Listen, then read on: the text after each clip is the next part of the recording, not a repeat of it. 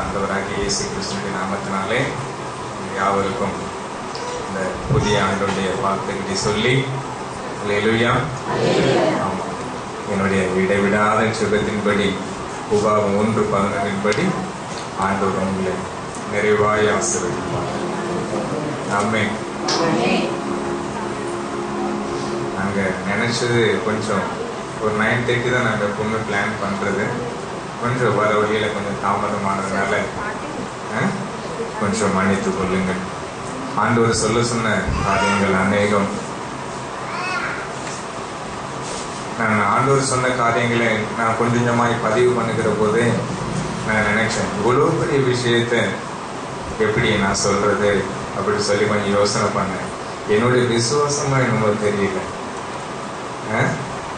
காலதாமதமாயிடுச்சு. ஆனாலும் கர்த்தர் இந்த நாளில் அவர் சொல்ல வேண்டியதை அவர் சொல்லுவார். இந்த நாளை நமக்காக அவர் என்ன ஆயத்தப்படுத்தி வைத்திருக்கிறாரோ அதை நிச்சயமா நமக்கு கொடுப்போம். அல்லேலூயா. எத்தனை பேர் சந்தோஷம்? அல்லேலூயா. அருமையான சகோதரன் ஒரு சாட்சி ஒன்றை சொல்லுகிற போது நான் அப்பொழுதுதான் நினைத்தேன், இந்த செய்தியை ஏன் ஆண்டவர் எனக்கு கொடுத்தார் என்று சொல்ல. இருந்தாலும் ஆண்டவர் வெளிப்படுத்தின சில காரியங்கள் இருந்த பொழுதிலும் கூட கர்த்தருடைய வார்த்தைக்கு நேராக கடந்து போவோம். கர்த்தர் சொல்லுகிற பிரகாரமாய் நான் ஆண்டவருடைய வார்த்தை உங்களோடு கூட பகிர்ந்து கொள்கிறேன். அன்புக்குரியவர்களே, காலம் கடந்து போனபடியினாலே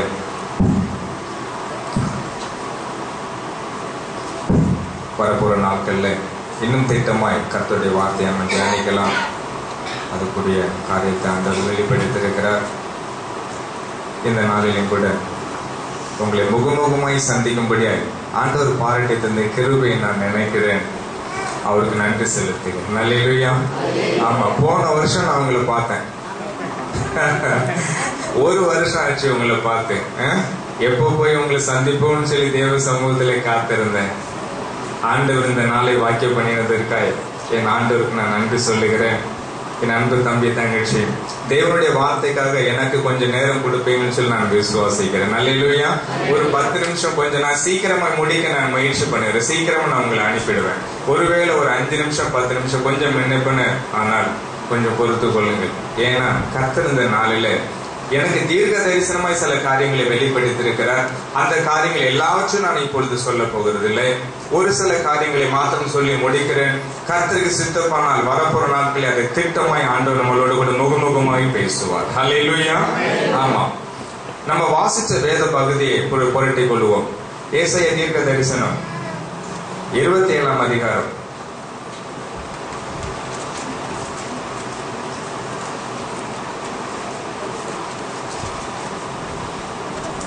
3-4 வசனங்களை வாசிப்போம். கர்த்தராகிய நான் அதை காப்பாற்றி அடிக்கடி அதற்கு தண்ணீர் பாய்ச்சி ஒருவரும் அதை சேதப்படுத்தாதபடிக்கு அதை இரவும் பகலும் காத்து கொள்ளுவேன். உக்கிரம் என்னிடத்தில் இல்லை, முச்செடியும் நெருஞ்சலும் எனக்கு விரோதமாய் யுத்தத்தில் கொண்டு வருகிறவன் யார்? நான் அவைகள் மேல் வந்து அவளை ஏகமாய் பொழித்து விடுவேன். அல்லேலூயா. இந்த ஆண்டிலே கர்த்தர் நம்மளோடு கூட இருக்க போகிறார். அல்லேலூயா. ஆமா, இந்த ஆண்டு முழுவதும் 2014ஆம் ஆண்டுக்காக தேவ சமூகத்திலே காத்திருக்கிற போது ஆண்டவர் இப்படிப்பட்ட சில காரியங்களை என்னோடு கூட பேசினார். இந்த ஆண்டு விசேஷித்த விதமாய் ஒரு ஆசீர்வாதத்துக்குரிய ஆண்டு. அல்லேலூயா. ஆமா, ஆனா நான் கொஞ்சம் வித்தியாசமாய் தேவனுடைய வார்த்தையை கொஞ்சம் தியானிக்கிறபடினால கர்த்தருடைய சமூகத்துல வேற மாதிரி சில கேள்விகளையும் நான் கேட்டு இருக்கிறேன். வருஷம் ஜனவரி மாதத்துல இப்படிப்பட்ட வாக்குத்தத்தங்களை நாம் பார்க்கிறது, வாக்குத்தத்த செய்திகளை கேட்கிறது, நம்ம உற்சாகமா ஆகிறது நமக்கு வழக்கமான ஒரு காரியம். ஆமாவா இல்லையா? அல்லேலூயா. ஆமா, வாக்குத்தத்தம்னாலே இது ஜனவரி மாசம் வந்துருச்சு அப்படின்னு நமக்கு தெரியும்.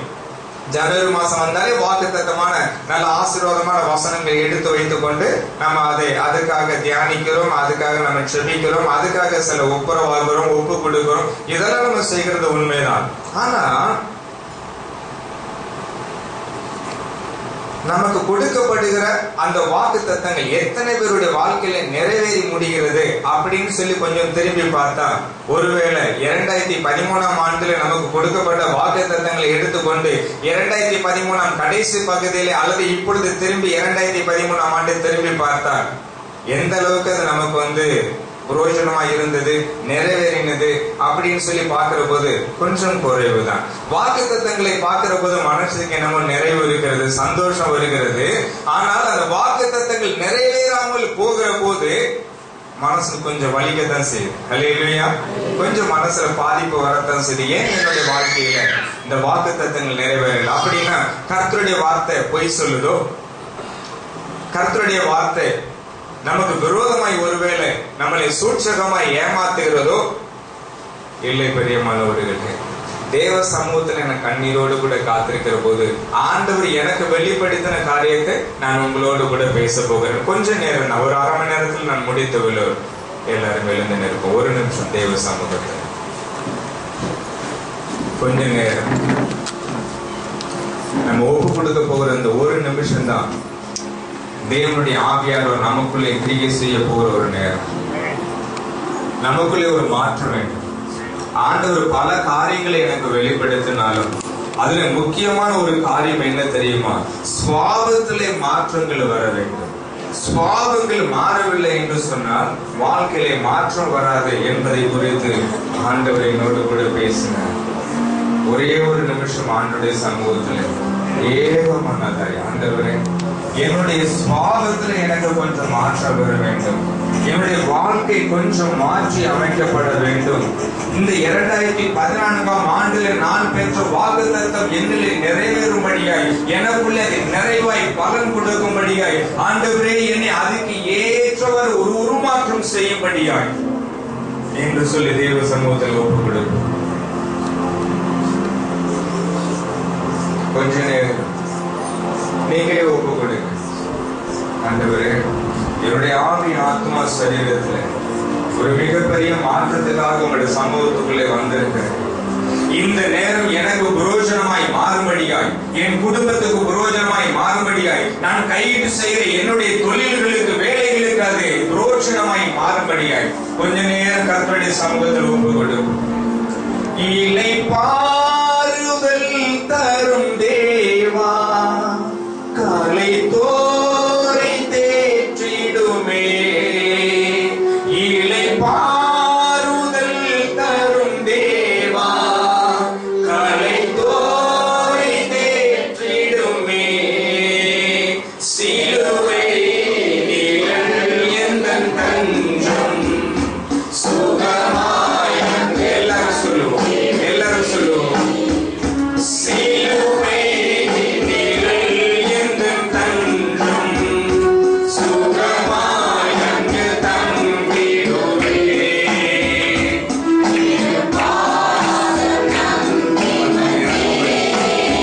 பிரசன்னம் இறங்கும்படி, ஆவியானவர் இறங்கும்படியாய் இந்த வல்லமை ஆராதனையிலே ஊற்றப்படும்படியாக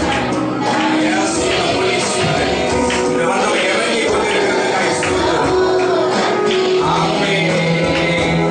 உமதன்பை கண்டடைந்தேன் தேவ சமூகத்திலே. உம்முடைய சமூகத்தில் நாங்கள் இளைப்பாறுதலை காணும்படியாய் எங்களுக்குள்ளே ஒரு மாற்றம் வந்து 2014ஆம் ஆண்டை எங்களுக்கு சொந்தமாய் நாங்கள் மாற்றிக் கொள்ளும்படியாய் ஒரு ஆவிக்குரிய மாற்றம், ஒரு ஆவிக்குரிய மாற்றம் எங்களுக்குள்ளே வரும்படியாய் எங்களை தகனமாய் உடைய பலிபீடத்திலே கொண்டு வருகிறோம். இந்த காலை நேரத்தில் என் சபை மக்களையும் உமக்குள்ளாய் ஒப்புக் கொடுக்கிறோம். ஆவியானவர் இறங்கும்படியாய், ஆவியானவர் இறங்கும்படியாய் ஒரே வல்லமை, அது இயேசு கிறிஸ்து உயிர் தெழுந்த வல்லமை இறங்கும்படியாய். தகப்பனே, உம்முடைய வல்லமை இறங்கட்டும். எங்களை முழுமையாய் ஒப்புக் கொடுக்கிறோம், எங்களை முழுமையாய் ஒப்புக் கொடுக்கிறோம். பேசுகிறது நீங்கள் அல்ல என்று சொல்லி நாங்கள் வாசிக்கிறோம். அந்த வார்த்தைக்கு நாங்கள் விசுவாசத்தோடு ஒப்புக் கொடுக்கிறோம். தேவனுடைய ஆவியானவர் பேசும், உங்களுடைய சத்தத்தை நாங்கள் கேட்கட்டும். நீங்க அப்படி செய்ய போறதுக்காக நன்றி சொல்லுங்கள். இயேசுவின் பாதம் பண்ணுகிறோம் நீங்கள் நல்ல பிதாவே. ஹல்லேலூயா. எல்லாரும் உட்காருவோம்.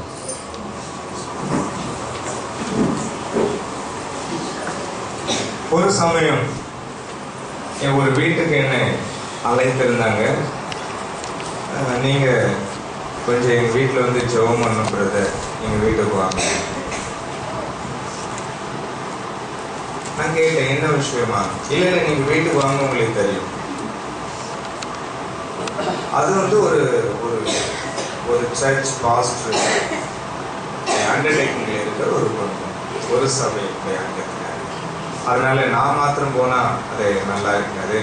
அதனால அந்த சபை ஊழியக்காரரையும் அழைத்து செல்வது நல்லதுன்னு சொல்லி அந்த ஊழியக்காரருக்கு நான் போன் செய்றேன். அது ரொம்ப சந்தோஷம், நீங்க உடனே வாங்க, நான் குடும்பமா வரேன்னு சொல்லிட்டு அந்த போதகர் குடும்பத்தோடு வந்தேன்.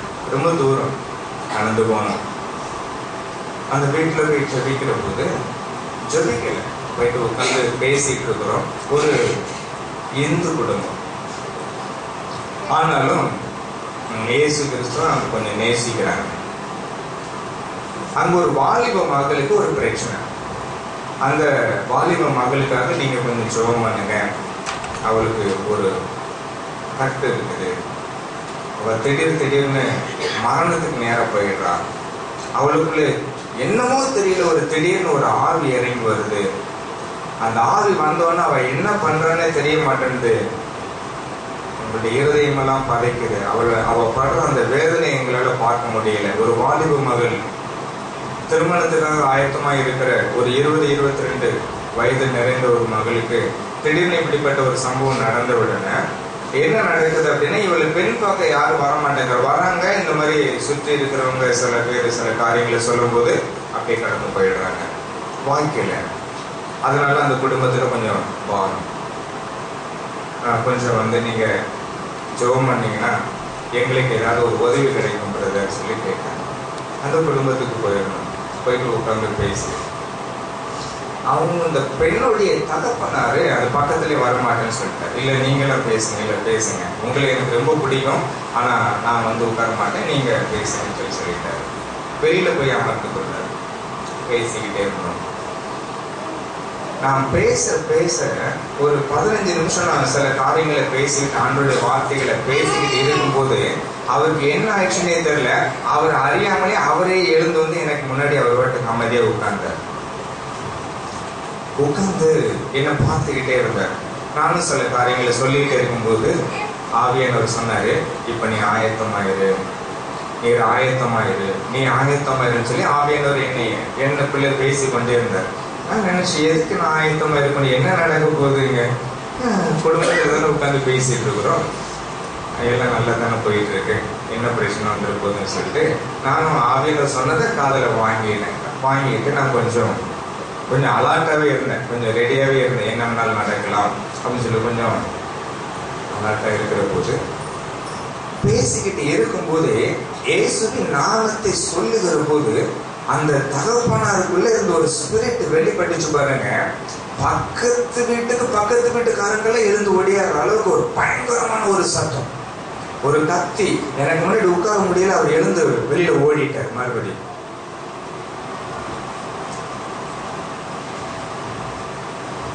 அப்போ அங்க என்ன நடந்தது அப்படின்னு சொல்லி ஆண்டோடைய சமூகத்துல விசாரிக்க ஆரம்பிச்சு.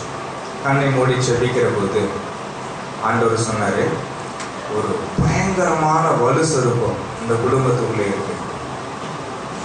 நம்ம வாசிச்சோம் இல்லையா, நீங்க வீட்டுல போய் வாசிச்சு பாருங்க, அது என்ன மாதிரியான வலு சொருப்பம், அது எங்கெல்லாம் இருக்குது அப்படின்றத குறிச்சு ஏசாயா 27ஆம் அதிகாரத்துல நம்ம வாசிக்கணும்.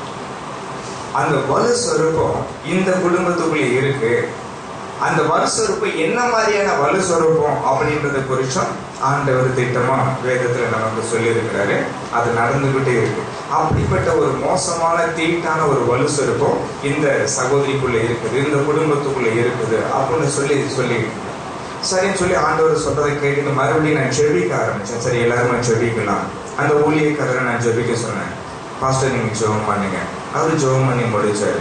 பிற்பாடு அந்த பாஸ்டர் என்ன சொன்னார், பிரதர் நீங்க ஜெபம் பண்ணுங்க அப்படின்னாரு. நான் ஜெபிக்க ஆரம்பிச்சேன். ஜெபிக்க ஆரம்பிக்கிற போது ஆண்டவனுடைய கண்ணை திறந்தாரு. கவனிங்க, இந்த சாட்சி உங்களுக்கு பிரயோஜனமா இருக்கும். ஆண்டவனுடைய கண்ணை திறந்தாரு. நான் பார்த்துக்கிட்டு இருக்கும் போது ஒரு ஆவி, ஒரு கருப்பு உருவமுள்ள ஒரு ஆவியே அவர் நேரம் வருது, வந்து அவளுக்குள்ளே இறங்குது. அவளுக்குள்ள இறங்குற அந்த ஆவிய அவ மனப்பூர்வமா ஏற்றுக்கொள்கிறார். சந்தோஷமா ஒரு ஸ்பிரிட் எனக்குள்ள வருது, ஒரு கெட்ட ஆவி எனக்குள்ள வருது, இதை நம்ம உதாசனப்படுத்தணும் அல்லது விரட்டணும், அதுக்கு எதிர்ப்பு தெரிவிக்கணும் அப்படிலாம் ஒண்ணுமே இல்லை. அந்த ஆவியை இவ சந்தோஷமா ஏற்றுக்கொள்ளுகிறான். இதுதான் இங்க நடக்குது. இவன் அந்த ஆவியை கடிந்து கொள்ளுது வரைக்கும், இவன் அந்த ஆவியை வெறுக்கிறது வரைக்கும் இந்த விடுதலையை இவளுக்கு கிடைக்காது.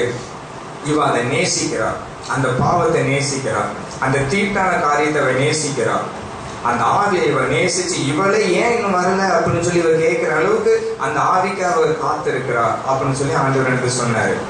செபத்தை முடிச்சேன். நான் சொன்னேன், நீ இதுல இருந்து விடுதலை ஆகிறதுக்கு வாய்ப்பே இல்லை. ஆண்டவர் சொன்னதை சொன்னேன். ஃபர்ஸ்ட்ல முடியாது, இல்லை இல்லை அப்படிலாம் ஒன்றும் கிடையாது, இதுல எப்படியாவது நான் வெளியில வந்துடும், எனக்கு அதான் ரொம்ப முக்கியம்னு செபிக்கும் போது ஆவி ஸ்பிரிட் வெளிப்பட்டுச்சு. ஒத்துக்கிட்டு ஆமா இதுதான் உண்மை, என்னால் அது வெறுக்க முடியல. ஏன் அந்த சம்பவத்தை நான் சொல்றேன் அப்படின்னா, நம்மளுடைய சுவாபங்களை மாற்றணும். வாசிங்க பார்க்கலாம். நாகும் புஸ்தகம் 1081 பக்கம். நம்ம எந்தெந்த விஷயத்தை நேசிக்கிறோம், எந்தெந்த விஷயத்தை வெறுக்கிறோம் என்பது வரைக்கும் ஆண்டவர் அறிஞ்சிருக்கிறாராம். உங்க பைபிள்ல 1081 பக்கம், நாகும் புஸ்தகம் 1ஆம் அதிகாரம் 7வது வசனம். கர்த்தர் நல்லவர், கர்த்தர் நல்லவர், இக்கட்டு நாளிலே அரணான கோட்டை கவனிங்க. கர்த்தர் நல்லவர், நமக்கு இக்கட்டு வருகிற போது, நமக்கு பிரச்சனைகள் வருகிற போது அவர் நமக்கு அரணான கோட்டை. ஆனாலும் தன்னை நம்புகிறவர்களை அறிந்திருக்கிறார். ஹல்லேலூயா, ஹல்லேலூயா. நம்மை தன்னை நம்புகிறவர்கள் யாராருன்னு சொல்லி ஆண்டவர் அறிந்திருக்கிறார். எல்லாரும் ஆண்டவரை நம்புறோமா? எல்லாரும் ஆண்டவரை நம்புறோமா? யோசிச்சு பாருங்க. ஆண்டவர் சொல்றாரு, கர்த்தர் நல்லவர், அவர் கிருபை நிறைந்தவர். நமக்கு ஆபத்து வருகிற போது, நமக்கு நோய் வருகிற போது, பிரச்சனை வருகிற போது, நமக்கு எல்லா விதத்திலிருந்து நமக்கு விடுதலை கொடுக்கிறதுக்கு அவர் போதுமானவர். ஆனா தன்னை நம்புகிறவர்களை மாத்திரம்தான் அவர் அறிந்து வைத்திருக்கிறார். ஹல்லேலூயா.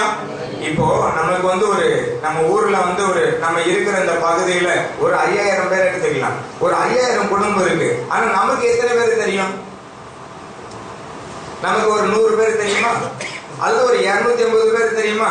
அல்லது 500 பேர் தெரியுமா? நமக்கு யோசிச்சு பாருங்க. மற்றவங்கள 4500 பேர் என்ன ஆயிடுச்சு? ஆண்டவருடைய பார்வையில இதுதான். ஆண்டவர் கொஞ்சம் வித்தியாசமானவர். ஆண்டவர் கொஞ்சம் வித்தியாசமா நியாயம் இருக்கிற தேவனாய் கர்த்தர்.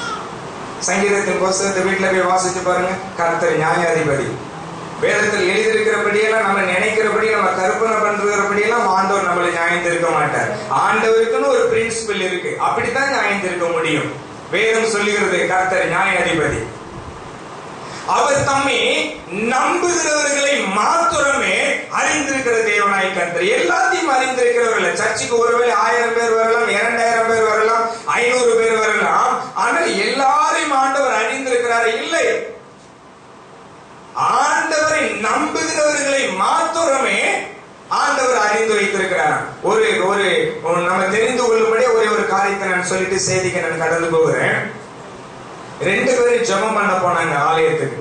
அல்லேலூயா. 2 பேருமே ஆலயத்துக்கு தான் போனாங்க. ஆமாவா இல்லையா? 2 பேருமே ஆலயத்துக்கு தான் போனாங்க. 2 பேரும் எதுக்கு போனாங்க? வேதத்துல அவங்கள பத்தி என்ன சொல்லுது? 2 பேருமே எதுக்கு போனாங்க? ஜெபம் பண்ண தான் போனாங்க. அதுல ஒருத்தன் நியாயப்பிரமாணத்தின்படி அவன் நீதிபதி, நியாயப்பிரமாணத்தின்படி அவன் யோக்கியன், நியாயப்பிரமாணத்தின்படி அவன் பரிசுத்தவான், நியாயப்பிரமாணத்தின்படி அவன் சரியான அங்கீகாரம் உள்ள ஆளு. ஆனா வேதம் சொல்லுகிறது அவன் அல்ல, இவனே நீதிமானாக்கப்பட்டான். அல்லேலூயா. என்ன ஆயிற்று? அவர் சொல்றாரு, ஜோமன போனது அவர் சொல்றாரு ஆண்டவருடைய சமூகத்துல பிராங்கா சொல்றாரு, ஆண்டவரே நான் வாரத்துல 4 நாள் உபவாசம் இருக்கிறேன், தசமபாகத்தை கரெக்டா நிறுத்து கொடுக்கிறேன், நான் அப்படி இருக்கிறேன், நான் இப்படி இருக்கிறேன், என்னென்னமா அவர் சொல்றாரு. இவர் ஆண்டவருக்காக வைராக்கியமா இருக்கிற எல்லாவற்றையும் சொல்றாரு. ஆனாலும் ஆண்டவர் சொல்றாரு, நான் உன்னை நியாயம் தீர்க்கும் போது ஆண்டவர் சொல்றாரு, ஏதோ ஒரு சிந்தைக்காரர்களே உங்களை நான் அறியேன். அல்லேலூயா. ஆமா, இந்த மாதிரி இவர் சொல்றாரு, நீங்க சொன்ன மாதிரி உங்களுடைய கட்டளை பிரமாணங்கள் எல்லாவற்றையும் நான் பின்பற்றின ஆண்டவரே, எல்லாவற்றையும் நான் கரெக்டா இருக்கிறேன் பாருங்க அப்படின்னு சொல்றாரு. ஆனால் வேதம் சொல்லுகிறது அவன் அல்ல, இவனே நீதிபதி, இவனே நியாயாதிபதியாக்கப்பட்டான், இவனே நீதிமானாக்கப்பட்டான் என்று சொல்லி வேதத்தில் எழுதப்பட்டிருக்கிறது. ஆண்டவர் கொஞ்சம் வித்தியாசமா நியாயம் தீர்க்கிற கர்த்தர். அல்லேலூயா. ஆமா, வேதம் சொல்லுகிறது அவரை நம்புகிறவர்களை மாத்திரமே ஆண்டவர் அறிந்திருக்க முடியுமா. அப்போ நம்மளுடைய நம்பிக்கை எப்படி இருக்கு? நம்ம வேதத்துல வாசிச்சு இல்லையா? அதே வசனத்தை வாசிங்க. ஏசாயா தீர்க்கதரிசனம் 27ஆம் அதிகாரம் 3வது வசனம் சொல்லுகிறது, கர்த்தராகிய நான் அதை காப்பாற்றி அடிக்கடி அதற்கு தண்ணீர் பாய்ச்சி ஒருவரும் அதை சேதப்படுத்தாதபடிக்கு அதை இரவும் பகலும் காத்துக்கொள்ளுவேன் சொல்லி ஆண்டவர் சொல்றாரு. ஆனா வேதத்துல நமக்கு என்ன வாக்குத்தத்தங்கள் வந்து இரவும் பகலும் 24 மணி நேரமும் 365 நாளும் நான் உன் கூடவே இருந்து நான் உன்னை எல்லா விதத்திலும் விசாரிச்சு உன்னை பாதுகாத்துக் கொள்ளுவேன், யாரும் உன்னை சேதப்படுத்த முடியாது, உன்னை சேதப்படுத்த வருகிறவர்களுக்கு விரோதமாய் நான் வளர்ந்து ஏகமாய் வந்து அவங்க எல்லாத்தையும் சுட்டெரித்து போடுவேன், எரித்து போடுவேன், இப்படி எல்லாம் வேதத்தில் எழுதப்பட்டிருக்கிறது. ஆனா நம்மளுடைய வாழ்க்கையில அப்படி நடக்குது? வேதத்தில் எழுதப்பட்டிருக்குது கரெக்ட், வேதத்தில் எழுதப்பட்டிருக்கிறது கரெக்ட் தான், நம்மளுடைய வாழ்க்கையில எப்படி நடக்குதா? நான் அடிக்கடி ஒரு காரியத்தை ஞாபகப்படுத்தி பார்க்கறது ஒண்ணு. இந்த வேதாகமும் என்னுடைய 3 தாத்தாக்களுக்கு முன்னாடி இருந்த தாத்தாவுக்கும் இந்த வேதாகம் தான் இருந்துச்சு. ஆமாவா இல்லையா? அதுக்கு அடுத்த தாத்தாவும் இந்த வேதம் தான், அதுக்கு அடுத்த தாத்தாவும் இந்த வேதம் தான், அதுக்கு அடுத்த தாத்தாவும் இந்த வேதம். எங்க அப்பாவும் இதுதான் வச்சிருந்தாரு, அடுத்து இப்ப நான் வச்சிருக்கேன். அல்லேலூயா. ஆமா, ஆனா எங்க தாத்தா முந்தின 4 தாத்தா விட்டு இந்த வேதம் வேற மாதிரி வசனம் சொல்ல எழுதல, இப்ப எனக்கு வேற மாதிரி எழுதல. அன்னைக்கு என்ன வேதம் எழுதுச்சோ அதே வசனம் தான் இன்னைக்கு என்கிட்ட பேசுது. எங்க தாத்தா கிட்ட என்ன பேசிச்சோ அதே வசனம் தான் இன்னைக்கு என்கிட்ட பேசிட்டு இருக்குது. ஆனா இதுல எழுதப்பட்ட இந்த வாக்கு தத்தங்களை எங்க தாத்தா கேட்டாரு, அத ருசிச்சாரு, அதை ரசிச்சாரு, ஆனா அனுபவிக்காம போயிட்டாரு. அல்லேலூயா. ஆமா, ஊழியக்காரர் இப்படிப்பட்ட வாக்கு தத்தங்கள் எடுத்து ஒரு எழுப்புதலான பிரசங்கத்தை பண்ணுகிற போது சந்தோஷமா அதை ஏற்றுக்கொள்கிற போது இருதயம் நிரம்புகிறது, சந்தோஷம் வழிகிறது, நம்ம கொஞ்சம் நிம்மதி வருகிறது, இதெல்லாம் கரெக்ட் தான். ஆனா நம்மளுடைய வாழ்க்கையில அது நிறைவேறுகிறதா? நம்முடைய வாழ்க்கையில வேதத்தில் எழுதப்பட்ட வார்த்தைகள் என்னுடைய வாழ்க்கையில் என்னுடைய நடைமுறையில அது வெளிப்படுகிறதா என்பதில் ரொம்ப கவனமா இருக்கணும். என்னுடைய முற்பிதாக்கள் அதை அனுபவிக்கல, காதல கேட்டாங்க, செத்து போயிட்டாங்க, நானும் கேட்டுக்கிட்டே இருக்கிறேன், எனக்கும் வயது சென்றுச்சு, நான் என்னைக்கு இதை அனுபவிக்கிறது? அனுபவிக்கிறதுக்கு என்ன பண்ணலாம்? ஏன் தேவனுடைய ஆசீர்வாதம் நமக்கு தடைப்பட்டு போய் நிற்கிறது? கர்த்தர் ஏன் இரவும் பகலும் 24 மணி நேரம் நமக்கு காவல் கொடுப்பேன், நம்மளை பாதுகாப்புன்னு சொல்லியிருந்தோம். நமக்கு ஏன் சில நேரங்களில் பாதுகாப்பு குறைவுபடுகிறது? காரணம் என்ன? இதை குறித்து ஒரு 10 நிமிஷம் தேவ சமூகத்தில் இதை தியானிச்சு விட்டு நாம் ஜெபிக்க போகிறோம். அல்லேலூயா. வாசிக்கணும் ஆதியாகமத்தின் புஸ்தகம் 28ஆம் அதிகாரம்.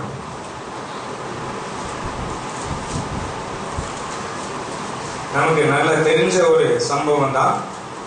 28ஆம் அதிகாரம் 11வது வசனத்தை வாசிங்க பார்க்கலாம். ஒரு இடத்திலே வந்து சூரியன் அஸ்தமித்தபடியினால் அங்கே ராத்தங்கி அவ்விடத்து கற்களில் ஒன்றை எடுத்து அவ்விடத்து கவனிங்க, இந்த கல்லு தான் இந்த பிரசங்கத்தினுடைய மூல கருவே இதுதான். அல்லேலூயா.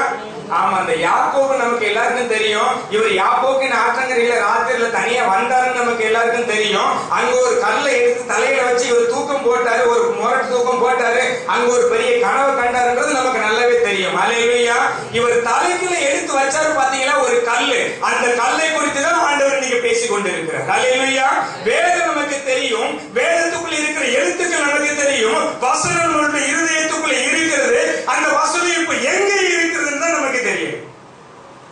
சமயத்துக்கு ஏற்றவாறு, சூழ்நிலைக்கு ஏற்றவாறு நம்ம மாறிக்கொண்டிருக்கிறோமே, அதை பத்தி தான் ஆண்டவர் பேசிக் கொண்டிருக்கிறார். யாக்கோபு ஒரு கல்லை எடுத்து தன்னுடைய தலையில வைத்து நித்திரை செய்தான். அப்புறம் அவ்விடத்து கற்களில் ஒன்றை எடுத்து தன் தலையின் கீழ் வைத்து அங்கே நித்திரை செய்தான்.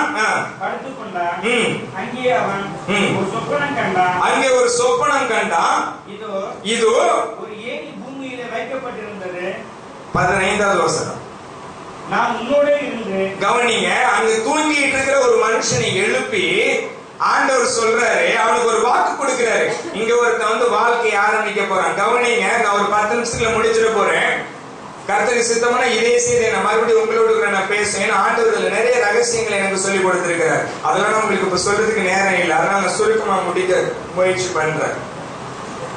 இங்க ஆண்டவர் இங்க ஒரு மனுஷன் என்ன பண்றான், ஒரு வாழ்க்கையை ஆரம்பிக்க போறான். அல்லேலூயா. நம்ம எப்படி 2014 எப்படி ஆரம்பிக்கிறோமோ அது போலவே இங்க ஒரு மனுஷன் என்ன பண்றான், தன்னுடைய வாழ்க்கையை ஆரம்பிக்க போறான். அவன் வாழ்க்கையை ஆரம்பிக்கிற போது ஆண்டவர் அங்க ஒரு மனுஷனோட பேசுறாரு. வாசிங்க பார்க்கலாம் 15வது வசனம். நான் உன்னோடு இருந்து நீ போகிற இடத்திலெல்லாம் உன்னை காத்து இந்த தேசத்துக்கு உன்னை கவனிங்க, இந்த தேசத்துக்கு உன்னை திரும்பி வர பண்ணுவேன். நான் உனக்கு சொன்னதை செய்யும் அளவும் உன்னை கைவிடுவதில்லை என்று சொல்லி யாக்கோபுக்கு ஆண்டவர் வாக்கு பண்ணினார். அல்லேலூயா. ஆண்டவர் சொல்றாரு 15வது வசனத்துல, நான் உன்னோடு இருந்து நீ போகிற இடத்துல உன் கூடவே வந்து நீ செய்யற வேலையெல்லாம் நான் உனக்கு ஆசீர்வதிச்சு உன்னையும் காத்து உன்னுடைய ஆசீர்வாதத்தையும் காத்து, அது மாத்திரம் இல்ல, நீ உன்னுடைய இன பந்துக்குள்ள உன்னுடைய தேசத்துக்கு நீ திரும்பி வரும்படிக்கு நான் உன்னை கொண்டு வந்து நிறுத்துவேன். அப்பொழுது நான் உன்னுடைய முற்பிதாக்கள் தேவனாய் கர்த்தர் என்று சொல்லி நீ அறிந்து கொள்ளுவாய் என்று சொல்லி ஆண்டவர் வாக்கு கொடுக்கிறார். யாக்கோபுக்கு சந்தோஷமாயிடுச்சு. நான் வேகமா போறேன். யாக்கோபுக்கு ரொம்ப சந்தோஷமாயிடுச்சு. வாழ்க்கை ரொம்ப சந்தோஷமா ஆரம்பிக்கிறார். அல்லேலூயா. ஆமா, இவருடைய இது ஒரு பெரிய செய்தி. இது ஆக்சுவலா யாக்கோபு அந்த இடத்துக்குள்ள யாக்கோபு ஆற்றங்கரைக்குள்ள போகிற போது சூரியன் அஸ்தமிக்கும். ஆனா யாக்கோபு அந்த யாக்கோபின் ஆற்றங்கரையை விட்டு வெளியில வருகிற போது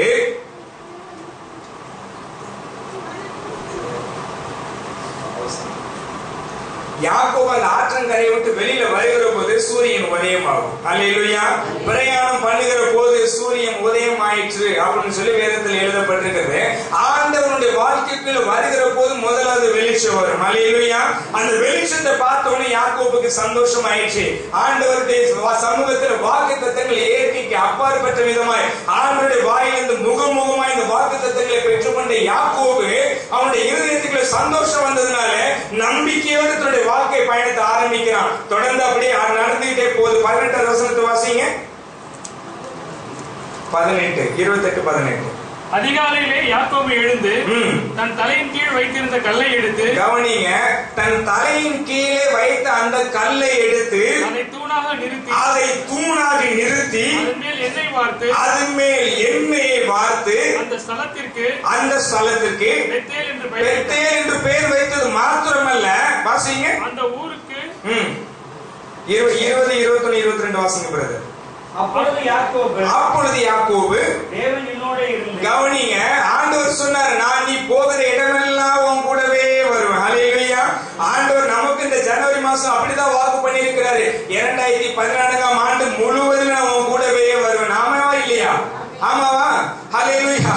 2014ஆம் ஆண்டு முழுவதும் நான் உன் கூடவே வருவேன், உன் மனைவி கூடவே வருவேன், உன் பிள்ளைங்க கூடவே வருவேன் அப்படின்னு சொல்லி ஆண்டவர் நமக்கு வாக்கு பண்ணியிருக்கிறாரு. அதே வார்த்தையை தான் ஆண்டவர் யாக்கோபுக்கு சொன்னாரு, நீ இந்த ஆண்டுல நீ போகிற எல்லா இடத்திலும் நான் வருவேன், நீ கையிட்டு செய்கிற எல்லாவற்றையும் நான் ஆசீர்வதிப்பேன், நீ தொடங்குற இடத்தையும் மறுபடியும் உன்னை கொண்டு வந்து நிறுத்துவேன் அப்படின்னு சொல்லி ஆண்டவர் வாக்கு பண்ணாரு.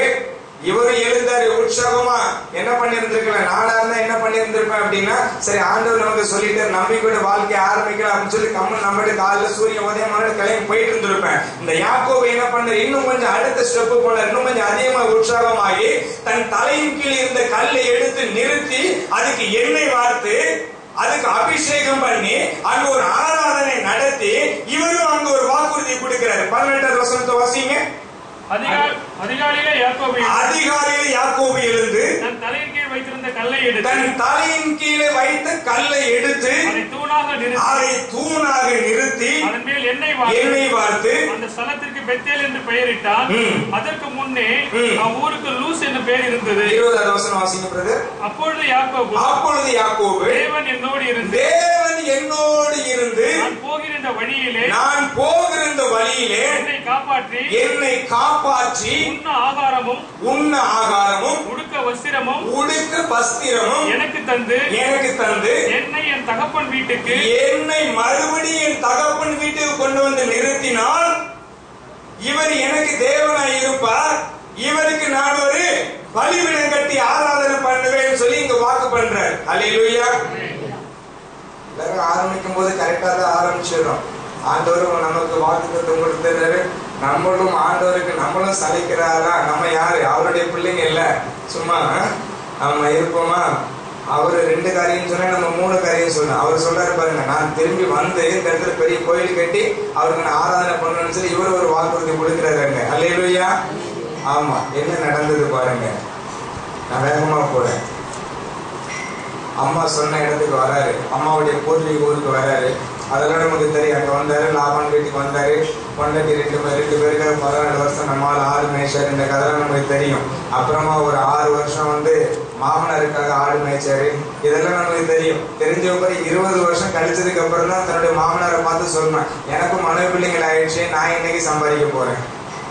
அப்பதான் இவருக்கு அறிவு வருது. 20 வருஷம் 14 வருஷம் பொண்டாட்டிக்காக ஆடு மேய்ச்சாரு. அப்ப நம்மளால உணரல. யாரு இவரு? இவர் யாருங்க? முகமுகமாய் கர்த்தரோடு கூட பேசினவர். கொஞ்சம் கவனிக்கணும், நான் சுருக்கமா முடிக்க போறேன். இவர் யார்? இவரு ஆண்டவரோடு கூட முகமுகமாய் பேசினவர். ஆண்டுடைய சமூகத்துல நேருக்கு நேரம் டைரக்டா வாக்குத்தத்தங்களை பெற்றுக்கொண்டவர். இவர் போன இடத்துல என்ன பண்றாரு பாருங்க. இது ஒரு பெரிய கதை. இது போன இடத்துல என்ன பண்றாரு பாருங்க. பொண்டாட்டிக்காக 14 வருஷம் இவருடைய வாழ்க்கை போயிடுச்சு. அப்ப இவர் பலிபீடம் கட்டல. அப்ப இவர் ஆண்டவர் எதிர்பார்க்கல. மறுபடியும் 6 வருஷம் மாமனாருக்காக ஆடு மேய்க்கிறாரு. அப்பவும் தோணல. 20 வருஷம் கழிச்சு இவருக்கு தோணுது. அப்ப கூட இவருக்கே தோணல.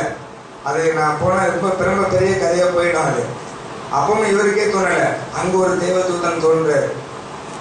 அவர் தேவதூதன் என்று சொல்லி அவர் சொல்லி எழுதப்பட்டது. தேவதூதனானவர் அப்படின்னு சொல்லி எழுதப்பட்டிருக்குது. தேவதூதனானவர்னா யாருன்னு உங்களுக்கு நல்லா தெரியும். அல்லேலூயா. எத்தனை பேருக்கு தெரியும் தேவதூதனானவர் யாரு? வாசிங்க பார்க்கலாம். மல்கியா தீர்க்க தரிசன புஸ்தகம்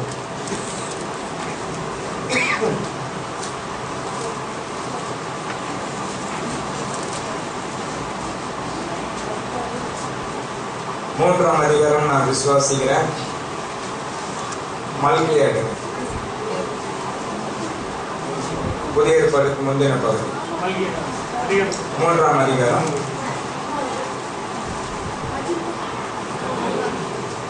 1-2 வசனங்களை வாசிக்க பார்ப்போம். இதோ நான் என் தூதனை அனுப்புகிறேன். அவன் எனக்கு முன்பாக. கவனிங்க, 2 தூதனை பத்தி இந்த வசனம் பேசிட்டு இருக்குது. அல்லேலூயா. இந்த வசனம் 2 தூதனை பத்தி பேசிட்டு இருக்குது. ஒரு தூதனை அவன் சொல்லும், இன்னொரு தூதனை வந்து அவர்னு சொல்லி சொல்லும். அல்லேலூயா. வாசிங்க. இதோ என் தூதனை அனுப்புகிறேன். அவன் எனக்கு முன்பாக போய் வழி ஆயத்தம் பண்ணுவான். அப்பொழுது நீங்கள் தேடுகிற ஆண்டவரும் நீங்கள் விரும்புகிற உடன்படிக்கையின் தூதனுமானவர் நம்முடைய ஆலயத்துக்கு தீவிரமாய் வருகிறார்.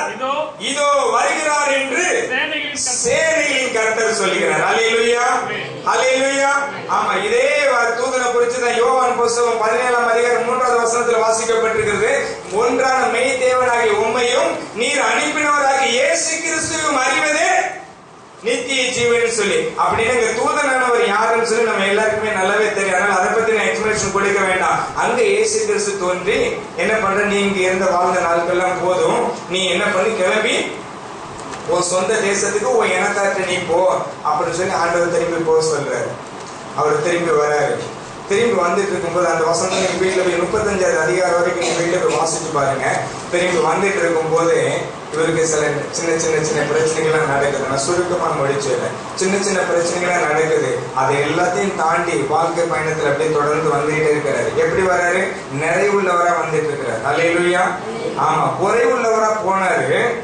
ஆண்டவர் வாக்குத்தத்தத்தை பெற்றுக்கொண்டதுக்கு பிற்பாடு 20 ஆண்டுகளுக்கு பிற்பாடு நிறைவுள்ளவரா வர்றாரு. அவர் ஒரு இடத்துல சொல்றாரு, ஆண்டவருடைய சமூகத்துல சொல்றாரு, ஆண்டவரே வெறுந்தையும் கோலுமா இந்த ஆற்றங்கரை நான் கடந்து போனேன், இப்பொழுதோ உங்களுடைய கிருபையினால் இருபுறங்களில் பரிவாரத்தோடு கூட நான் வந்திருக்கிறேன் அப்படின்னு சொல்லி ஆண்டவருடைய சமூகத்துல அறிக்கை செய்கிறார். பரிவாரத்தோடு நிறைவோடு வந்துட்டு இருக்கிற மனுஷன் ஆண்டவர் இவர் எங்க போக சொல்றாரு? உன்னுடைய இனத்தார் இடத்துக்கு நீ போ, உன் தகப்பனுடைய பூர்வீகத்துக்கு நீ திரும்பி போ, நான் உனக்கு வெளிப்பட்டு உன்னுடைய ஆபத்து 40 நாட்களே உனக்கு வெளிப்பட்ட அந்த இடத்துக்கு நீ போ, பெத்தேலுக்கு நீ போ அப்படின்னு சொல்லி ஆண்டவர் சொல்றாரு. சரின்னு சொல்லி திரும்பி வந்துடுறாரு. வந்துட்டே இருக்கும்போது திடீர்னு இருக்கிற தோணுது, நமக்கு ஒரு எதிரி ஒருத்தன் அங்க இருக்கிறானே, அவன் நமக்கு எதனா விரோதமா ஏதாவது பண்ணிட்டாங்கன்னா என்ன பண்றது? அவங்க அண்ணனை பத்தி யோசிக்கிறாரு, ஏசாவை பத்தி யோசிக்கிறாரு. அவன் வந்துட்டானா என்ன பண்றது? அந்த பிரச்சனையை சமாளிக்கிறாரு. அதே அண்ணனையும் சமாளிச்சு மறுபடியும் ஒரு வாராரு. அண்ணன் கிட்ட சொல்றாரு, வாசிங்க பார்க்கலாம். அதே ஆதியாகமத்தின் புஸ்தகம் 33ஆம் அதிகாரம் 14வது வசனம். என் ஆண்டவனாகிய, கவனிங்க, அண்ணனை பார்த்து சொல்றாரு, என் ஆண்டவனாகிய நீர் உமது அடியானுக்கு முன்னே போம், நீர் உம்முடைய அடியானாகிய எனக்கு முன்பாக போவும், நான் சேயீருக்கு இந்த ஆண்டவரிடத்தில் வருமளவும், நான் சேயீருக்கு ஆண்டவர் சொன்ன அந்த இடத்துக்கு நான் வருமளவும், எனக்கு முன் நடக்கிற மந்தைகளின் கால்நடைக்கும் பிள்ளைகளின் கால்நடைக்கும் தக்கதாக, பிள்ளைகளின் கால்நடைக்கும் ஏற்றதாக தக்கதாக மெதுவாய் அவைகள் நடத்தி கொண்டு வருகிறேன் என்று சொல்லி சொல்றேன். அல்லேலூயா. இங்க என்ன சொல்றாங்க கவனிங்க. யாக்கோபு வாழ்க்கை அங்கிருந்து பிரயாணத்தை தொடங்கும் போது ஆண்டவர் என்ன சொன்னாரு? நீ பெத்தேலுக்கு போ, உன்னுடைய தகப்பன் வீட்டுக்கு நீ போ அப்படின்னு சொல்லி இவன் அனுப்புறாரு. இவன் அங்கிருந்து புறப்பட்டு வரான். வரும்போதெல்லாம் கரெக்டா தான் வந்துட்டு இருக்கிறான். வர வழியிலே இவனுக்கு கொஞ்சம் பிரச்சனை வருது, அதையும் சமாளிக்கிறான். சமாளிச்சுட்டு கடைசியில அண்ணனை போய் சந்திக்கிறான். அண்ணன் கிட்ட சொல்றான், நீங்க போங்க, நீங்க கவலைப்படாதீங்க, நீங்க எனக்கு முன்னாடி போங்க, நான் என்ன செய்யறேன், பின்னாடி வந்துகிட்டே இருக்கிறேன், நான் அந்த இடத்துக்கு வந்துடுவேன். பிள்ளைகளை மெதுவா நடக்கிறாங்க, கரவல் ஆடுகளா இருக்குது, நான் மெதுவா நடத்திட்டு வர, நீங்க போங்கன்னு சொல்லி சொல்றான். அப்படின்னா என்ன அர்த்தம்? இவன் பின்னாடி உங்க அண்ணன் கிட்ட போறான்னு தானே அர்த்தம். சொல்றான் 14வது வசனத்துல சொல்றான், நான் பின்னாடியே வரேன் அப்படின்னு சொல்லிட்டு அப்படியே கொஞ்சம் தூரம் வந்து கடைசியில 18வது வசனத்தை வாசிங்க. யாக்கோபு பதான் ஆராமில் இருந்து வந்த பின் கானான் தேசத்தில் இருக்கிற சாலோம் கவனிங்க, கானான் தேசத்தில் இருக்கிற சாலோம் என்னும் சீகோருடைய பட்டணத்திற்கு அருகே சென்று பட்டணத்திற்கு எதிரே கூடாரம் போட்டான். அல்லேலூயா, அல்லேலூயா.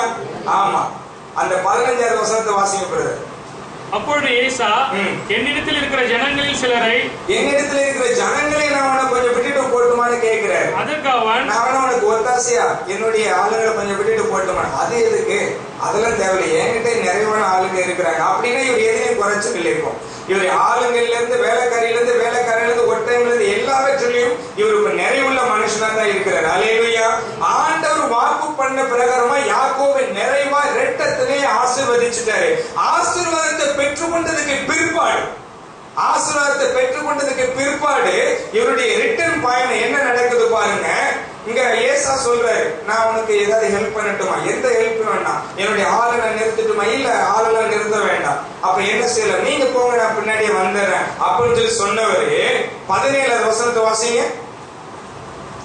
யாக்கோபு பிரயாணம் பண்ணி, கவனிங்க, சுக்கோத்ங்கிறது கர்த்தருக்கு அருவருப்பான, அதை பத்தி அருவரு பெரிய லெசன். அது சுக்கோத்துக்கு பிரயாணம் பண்ணி தனக்கு ஒரு வீடு கட்டி தன் மிருக ஜீவன்களுக்கு கொட்டாரங்களை போட்டான். அந்த ஸ்தலத்துக்கு சுக்கோத் என்று பேர். என்ன ஆயிடுச்சு பாருங்க, ஆண்டவர் எங்க போ சொன்னாரோ அங்கே போகல. நான் முடிச்சிடுறேன். ஆண்டவர் எங்க போ சொன்னாரோ, எங்க புறப்பட்டு நீ போன்னு சொல்லி சொன்னாரோ அங்க போகல. பாதி தூரம் தான் வந்திருக்கிறான். பாதி தூரம் வந்தோடனே இந்த சுக்கோத்திங்கிறத அந்த ஊர் வந்து பாத்தீங்கன்னா கொஞ்சம் செழுமையா இருந்துச்சு, கொஞ்சம் ஆசீர்வாதம் உள்ள பூமி மாதிரி இருந்தது. கானான் தேசம் பக்கத்துல இல்ல, கானான் எப்போன்னு கொஞ்சம் நல்ல ஆசீர்வாதமான பூமி தான். அல்லேலூயா. பாலும் தேன் ஓடுகிற தேசம் தான் கானான். அந்த கானான் அருகாமையில் இருக்கிற தேசம் கொஞ்சம் நல்லா தானே இருக்கும். அந்த செழுமையெல்லாம் பார்த்தோன்னே இவன் என்ன பண்ணிட்டான், அங்க வந்து இவனுக்கு பர்மனண்டா ஒரு வீடு கட்டினான். அல்லேலூயா. ஆமா, பர்மனண்டா இருக்கிறவங்க வீடு கட்டுவான். சும்மா ஒரு 2 நாள் 10 நாள் தங்கிட்டு மறுபடியும் மந்தையை ஓடிட்டு போறவங்க வீடு கட்டுவானா? வேதம் சொல்லுகிறது, யாக்கோபு தனக்கு ஒரு 17வது வசனத்துல வாசிச்சு பாருங்க, பிரயாணம் பண்ணி தனக்கு ஒரு வீடு கட்டினான், மிருக ஜீவன்களுக்கு கொட்டாரங்களை போட்டான், அங்கே அவன் வாசம் பண்ண தொடங்கிட்டான். ஆண்டவருக்கு அருவருப்பான காரியத்தை செய்ய ஆரம்பிச்சான். ஆண்டவர் வெறுக்கிற தேசத்துக்குள்ள நுழைய ஆரம்பிச்சான். ஆண்டவர் விரும்பாத மக்களோட உறவு வைக்க ஆரம்பிச்சான். ஆண்டவர் வந்து உதாசனப்படுத்துகிற அந்த பழக்க வழக்கங்களை கற்றுக்கொள்ள இவன் கொஞ்சம் முயற்சி பண்ணினான். 35வது வசனத்தை வாசிச்சு பாரு. 34வது வசனத்துல வாசிச்சு பாருங்க. மன்னிக்கணும், ஆதியாகமம் புஸ்தகம் 34ஆம் அதிகாரம் 1வது வசனம். லேயா யாக்கோபுக்கு பெற்ற குமாரத்தியாகிய தீனா தேசத்தின் பெண்களை பார்க்க புறப்பட்டார். அவளை ஏவேனான ஏமோரின் குமாரனும் அத்தேசத்தின் பிரபுமாகிய சீகேம் என்பவன் கண்டு அவளை அங்கே தீட்டுப்படுத்தினான் என்று சொல்லி வேதத்தில் எழுதப்பட்டது. கொஞ்சம் கவனிங்க.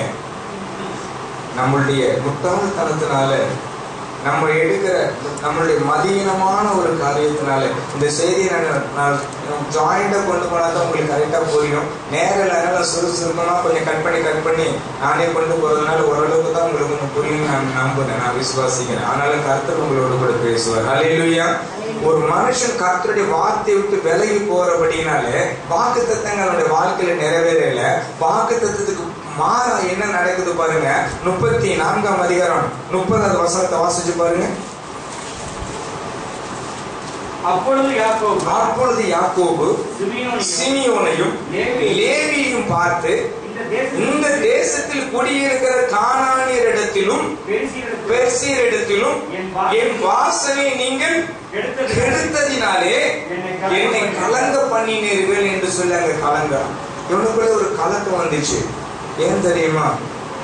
வேதம் சொல்லுகிறது யாக்கோபு கலங்கி போய் நின்றான்.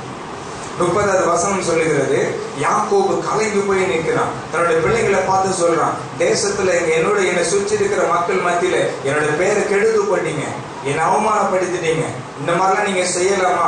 இப்ப மறுபடியும் அந்த மக்கள் எனக்கு விரோதம் எழுப்பி வந்து என்னையும் வீட்டாரையும் கொன்று போடுவார்களே, வெட்டி போடுவாங்களே அப்படின்னு சொல்லி இவனுக்குள்ளே ஒரு கலக்கம் வந்துருச்சு. யாக்கோபுக்கு ஒரு வாழ்க்கையில அன்னைக்குதான் கலக்கம்னா என்ன, வாழ்க்கையில அன்னைக்குதான் பிரச்சனைனா என்னன்றதை யாக்கோபு அன்னைக்குதான் அவர் சந்திக்கிறாரு. வேதம் சொல்லுகிறது யாக்கோபு கலங்கி போனான். 30வது வசனம் சொல்லுகிறது யாக்கோபு கலங்கி போனான்.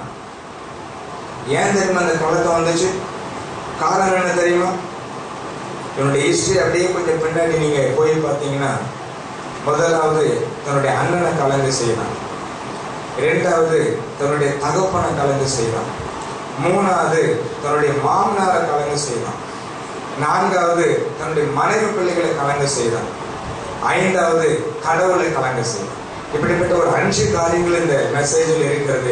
ஒவ்வொருத்தரும் கலங்க செஞ்சுக்கிட்டே வந்தபடினாலே கடைசிய கலக்கம் யாக்கோபுக்குள்ளே வந்தது. என்ன பண்றதுன்னு தெரியல. ஆண்டவரே நான் என்ன செய்யறது? ஆண்டவர் சொன்னாரு, இரவும் பகலும் நான் உனக்கு அடிக்கடி தண்ணீர் பாய்ச்சி உன்னோட கூட இருந்து நீ போகிற இடத்தெல்லாம் உன்னை காத்து வருவேன்னு சொல்லி ஆண்டவர் வாக்கு பண்ணார். 27 வாசித்து பார்க்கிற போது 3வது வசனம் சொல்லுகிறது, நான் உன்னை காத்து வழி நடத்துவேன்னு சொல்லி. ஆனா இங்கு வழி நடத்திட்டு வந்தது கடவுளை கலங்க பண்ணினபடினாலே இங்க என்ன ஆயிடுச்சுன்னா யாக்கோபுக்குள்ளே ஒரு கலக்கம் வந்துச்சு. அடுத்து என்ன நடக்க போது தெரியல, இவனுக்குள்ளே ஒரு கலக்கம் வந்துருச்சு. அடுத்து என்ன நடக்குது பாருங்க. வேற வழி இல்லை. ஆண்டவரே நான் என்ன செய்யறது அப்படின்னு சொல்லி கலங்கி போய் நிக்கிற நேரத்துலதான் மறுபடியும் இறக்கமுள்ள தேவன் 35வது அதிகாரத்துல ஆண்டவர் சொல்றாரு, தேவன் யாக்கோபை நோக்கி 1வது வசனத்தை வாசிங்க. 35 தேவன் யாக்கோபை நோக்கி, நீ எழுந்து பெத்தேலுக்கு போய் அங்கே குடியிருந்து நீ உன் சகோதரனைய ஏசாவின் முகத்துக்கு விலகி ஓடுகிற போது உனக்கு தரிசனமான தேவனுக்கு அங்கே ஒரு பலிபீடத்தை உண்டாக்கு என்றார். அப்பொழுது யாக்கோபு, கவனிங்க, அப்பொழுதுதான் யாக்கோபுக்கு கொஞ்சம் உணர்வே வருது. இந்த பிரச்சனைகளை வரும்போது ஏன் என் வாழ்க்கையில் இப்படிப்பட்ட பிரச்சனைகளை வந்துச்சு கொஞ்சம் உணர ஆரம்பிக்கிறாரு. அப்பதான் கொஞ்சம் யோசித்து பார்க்க ஆரம்பிக்கிறார். ஏன் எனக்கு இப்படிப்பட்ட ஊரே எனக்கு விரோதமா எழுப்புகிற அளவுக்கு, என் பிள்ளைகள் சின்ன பின்னமாய் தாறுமாறா போகிற அளவுக்கு, என் குடும்பத்துக்குள்ளே தீட்டு வர்ற அளவுக்கு ஏன் எனக்கு இப்படிப்பட்ட ஒரு பிரச்சனை நடந்தது? யாக்கோபு அப்பதான் சிந்திக்க ஆரம்பிக்கிறார். அதுக்கு இடையில பாத்தீங்கன்னா யாக்கோபு ஊருக்கு வராரு. சுக்கோத்திங்கிற ஊருக்கு வந்து இவருக்கு வீடு கட்டி ஆடு மாடுகளுக்கு எல்லாம் கூடாரம் போட்டு அங்க ஒரு பலிபீடத்தை கட்டி அங்க இவரு பேர்ல இஸ்ரேல்ங்கிற பேர்ல இவர் ஒரு பலிபீடத்தை கட்டி அங்க ஒரு ஆராதனை பண்றாரு. அந்த ஆராதனையில் ஆண்டவருக்கு விருப்பம் இல்லை. அல்லேலூயா. அந்த பலிபீடத்தின் மேல ஆண்டவருக்கு விருப்பம் இல்லை. அவர் அங்க கட்டின பலிபீடத்தில் ஆண்டவருக்கு விருப்பம் இல்லை இருந்தபடினால ஆண்டவர் அந்த பலிபீடத்தை அங்கீகரிக்கல. மறுபடியும் 35ஆம் அதிகாரத்துல 1வது வசனத்துல ஆண்டவர் சொல்றாரு, நீ பெத்தேலில போட்டு எனக்கு ஒரு பலிபீடம் கட்டு, அங்க நான் வந்து மகிமைப்படுவேன்னு சொல்லி சொல்றேன். அல்லேலூயா. அந்த வசனத்தை வாசிச்சு பாருங்க. தேவன் யாக்கோபை நோக்கி, நீ எழுந்து பெத்தேலுக்கு போ, அங்கே குடியிருந்து நீ உன் சகோதரனாகிய ஏசாவின் முகத்திற்கு விலகி ஓடுகிற போது உனக்கு தரிசனமான தேவனுக்கு அங்கே ஒரு பலிபீடத்தை உண்டாக்கி என்கிறார். அதுக்கப்புறம் தான் இவனுக்கு யோசிக்கிறான், ஏன் இங்கேதான் நம்ம வீடு கட்டணும், இந்த வீட்டுக்குள்ள ஏன் ஆண்டவர் உள்ள பிரவேசிக்கல, இங்க ஒரு பலிபீடத்தை கட்டணுமே, ஏன் இந்த பலிபீடத்து மேல ஆண்டவர் இறங்கி வரல, யாக்கோபு யோசிக்கிறான். அதுக்கப்புறம் தான் அவனுக்குள்ள இருக்கிற அந்த சுவாபங்களை பத்தி யோசிக்க ஆரம்பிக்கிறான். அப்படியே அந்த வசனத்தை வாசிச்சு பாருங்க, 2-3 வாசிங்க பார்க்கலாம். அப்பொழுது யாக்கோபு தன் வீட்டாரையும் தன்னோடு இருந்த மற்ற அனைவரையும் நோக்கி, உங்களிடத்தில் இருக்கிற அந்நிய தெய்வங்களாகிய விக்கிரகங்களை விலக்கி போட்டு உங்களை சுத்தம் பண்ணி கொண்டு உங்கள் வஸ்திரங்களை மாற்றுங்க. அல்லேலூயா. சுவாபங்கள் மாறணும், சுவாபங்கள் மாறணும், சுவாபங்கள் மாறணும். நம்ம குடும்பத்துக்குள்ள நம்ம குடும்பத்துல யாராவது ஒருத்தங்க ஆண்டவருக்கு விரோதமா இப்படி ஏதாவது ஒரு முடிவு எடுத்து தேவையில்லாத ஏதாவது ஒண்ணு செஞ்சோம்னா ஒரு குடும்பமே தாறுமாறு. இப்படி நான் உங்களுக்கு நிறைய சாட்சிகளை சொல்ல முடியும். இன்னைக்கு ஒரு குடும்பமே தடுமாறி போய் கிடக்குது. ஆண்டவருடைய வார்த்தைக்கு விரோதமாய் சூட்சகமாய் ஆண்டவர்களே கலங்கடிக்க செய்யறது, ஆண்டவருக்கு விரோதமாய் பேசுகிறது, ஆண்டவருக்கு விரோதமாய் செய்கிறது. ஆனா பரிசுத்தவான் மாதிரி பரிசுத்தவாட்டி மாறி தேவ சமுத்திரத்தினை காட்டிக் கொள்ளுகிறது. ஆண்டவர் அதை பார்த்து கலங்குறார். ஆண்டவரை தெரிவிச்சு போறார், ஐயோ என்ன இந்த மக்கள் இப்படி இருக்கிறாங்களே அப்படின்னு சொல்லிட்டு. இஸ்ரவேலுக்குள்ள இப்படிப்பட்ட ஒரு மக்களை நான் பார்க்கலன்னு சொல்லி ஆண்டவர் கலங்குறார். அதான் நான் உங்களுக்கு ஏற்கனவே சொன்னேன், ஆண்டவர் தீர்க்க தரிசனமாய் சொன்ன சில காரியங்கள் இருக்கிறது. அந்த காரியங்கள் எல்லாத்தையும் இப்படி சொல்ல முடியாது.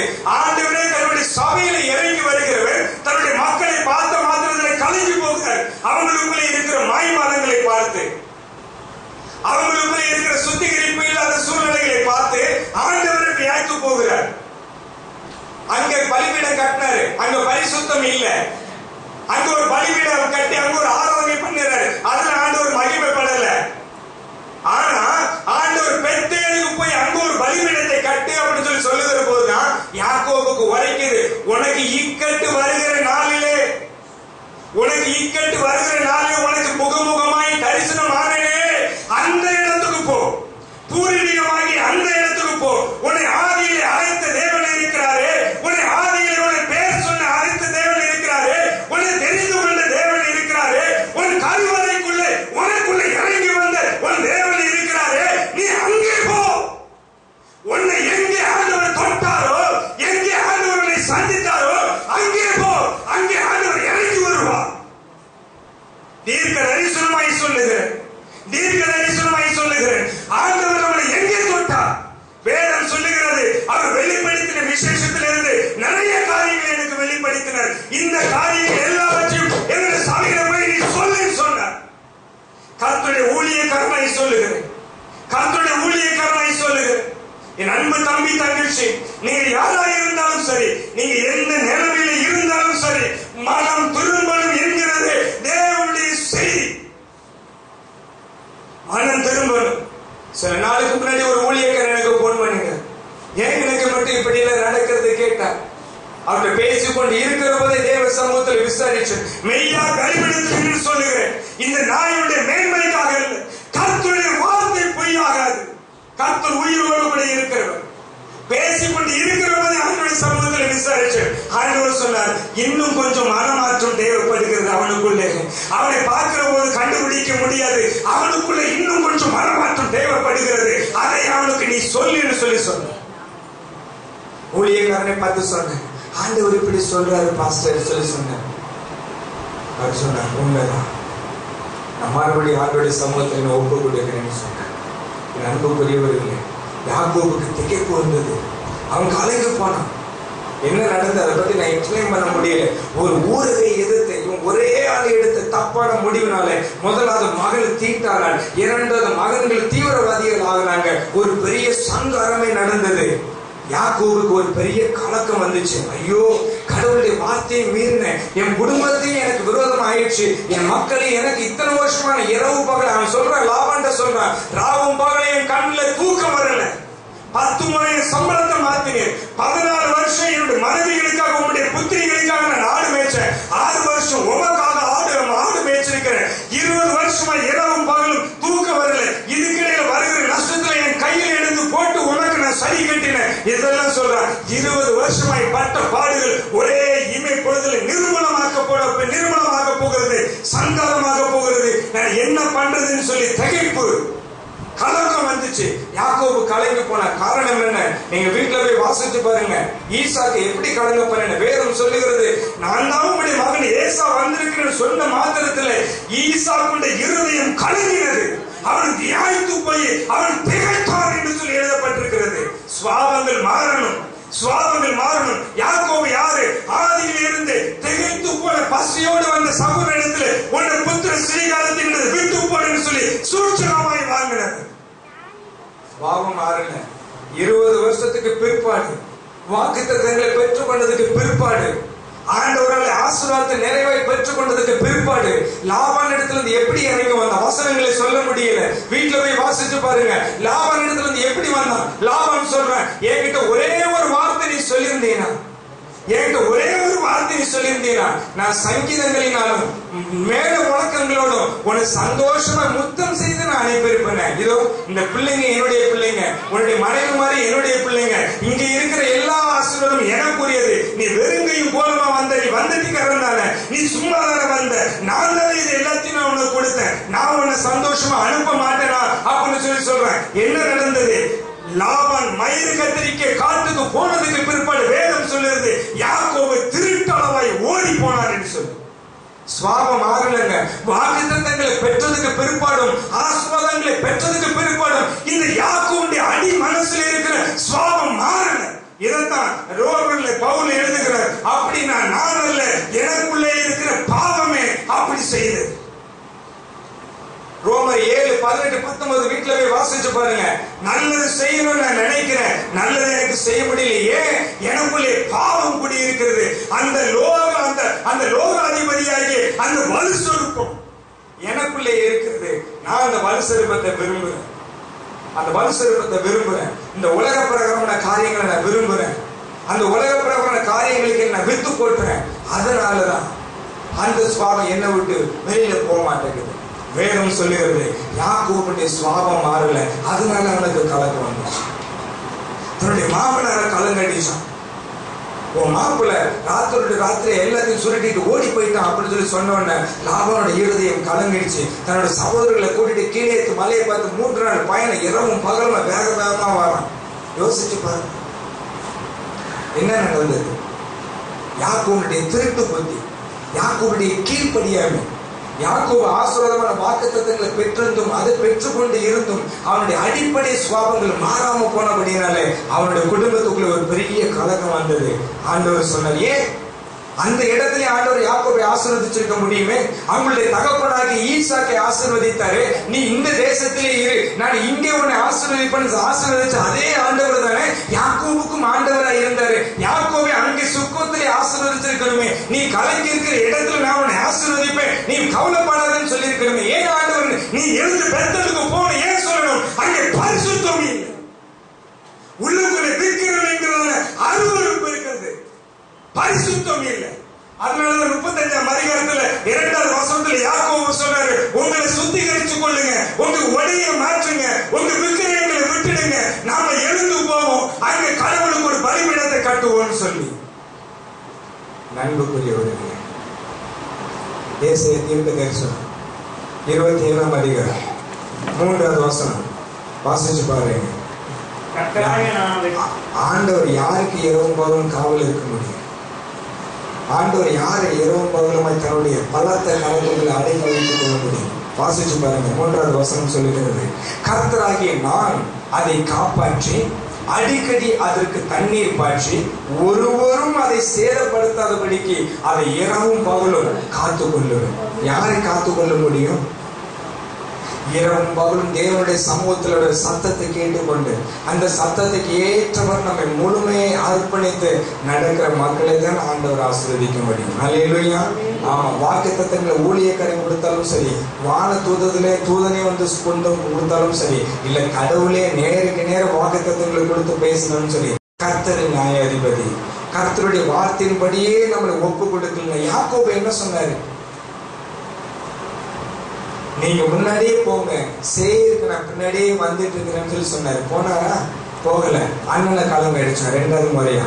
தம்பி வரேன்னு சொன்னானே, பெருங்கூட்டத்தோட வரவன் ஆயிடுச்சு, சிறு ஆட்டு மந்தை உள்ளவன் ஆயிடுச்சு, குட்டி குழந்தைகளை வச்சிருந்தவன் ஆயிடுச்சு, இன்னும் வரலையே இன்னும் வரலையே இன்னும் வரல. ஆனா அவனை பார்க்கும்போது யாக்கோபு என்ன சொல்றான் பாருங்க, அவங்க அப்பனை சொல்ல, அவங்க அப்பன் கேட்கிறான், ஈசா கேட்கிறான், என் மகனே உனக்கு இவ்வளவு சீக்கிரமா எப்படி இந்த ருசிகரமான இந்த வேட்டை உனக்கு கிடைச்சது அப்படின்னு சொல்லி கேட்கும் போது, உம்முடைய கர்த்தரே அதை வாக்கியம் பண்ணேன்னு சொல்றேன். எவ்வளவு பெரிய பொய் சொல்றான் பாருங்க.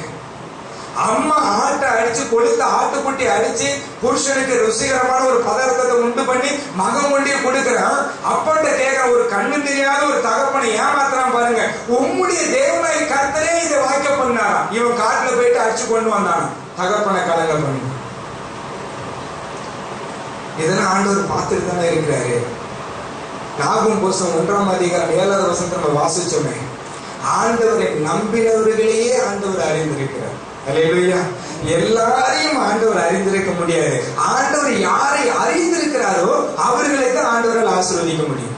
எல்லாரையும் ஆண்டவரால் ஆசீர்வதிக்க முடியாது. ஆண்டவர் அறியாத மக்களை ஆண்டவர் ஆசீர்வதிக்க முடியாது.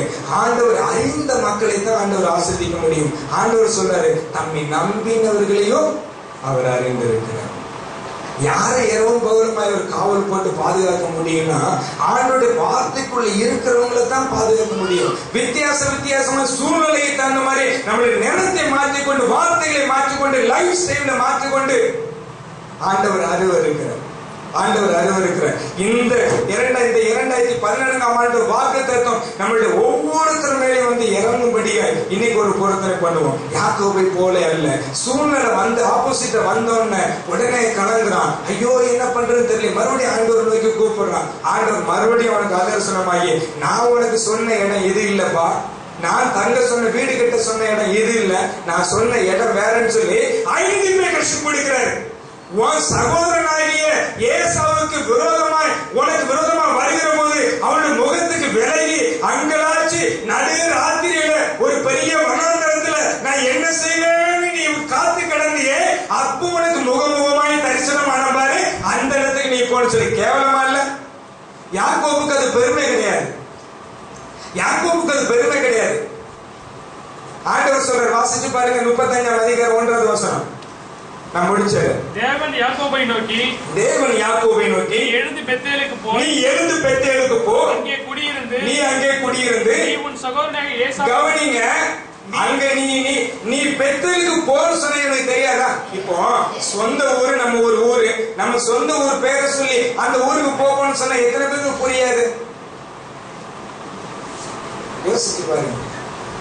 என் சொந்த ஊரு ஆலப்பாக்கம்.